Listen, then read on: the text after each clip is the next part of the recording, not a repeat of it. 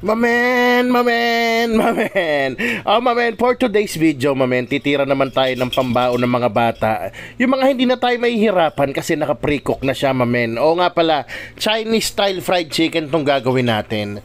Kasi dito sa Chinese style, mamen, tignan mo. Gustong gusto ng mga anak ko yan 3 years old lang, tamo.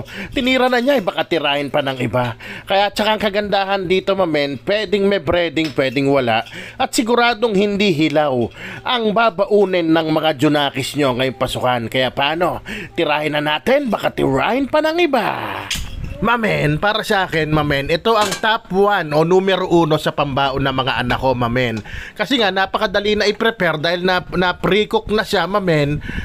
Saktong-sakto sa mga nagmamadali, di ba, lalo't sa umaga. At hindi lang yon, napakasarap pa rin, mamen. Kaya simpleng-simple lang ang tirada dito.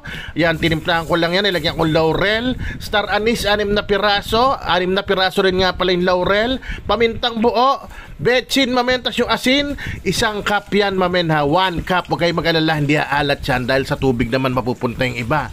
Ngayon, pag binawasan mo ang problema, hindi siya aalat nga pero tatabang naman siya. Kaya maniwala kayo sa akin, mamen, Savory o Max's style to. Huwag kayo matakot sa asin, mamen.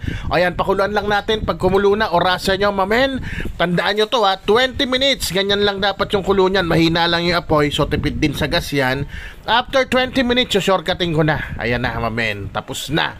O yan, palamigin nyo muna. Ngayon, pwede nyo na ipack yan. Kunyari, nagpakulo kayo ng marami. O pwede nyo na ilagay sa freezer kada 2 piraso o kada 1. Tapos kunyari, kinabukasan ng pasok ng anak nyo, mamen. O ilabas mo na ng mga alas 10 ng gabi yan kasi frozen yan.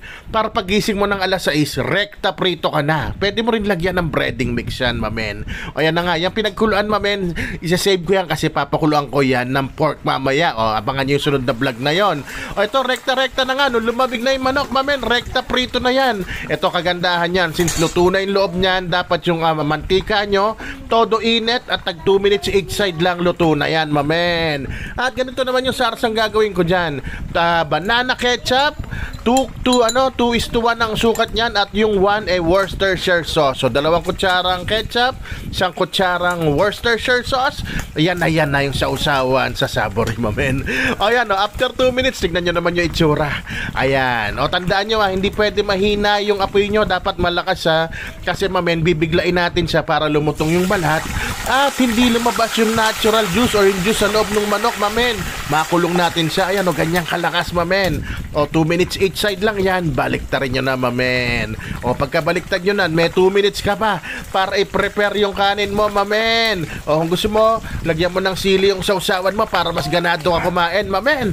O paano? Gayahin mo na yan para sa pambaon ng anak mo, mamen, para mabilisan lang. Quickie, mamen. Tirahin mo na yan, baka tirahin pa ng iba. O paano, mamen? Rapsa, kaya isisigaw ko na. Rapsa, man.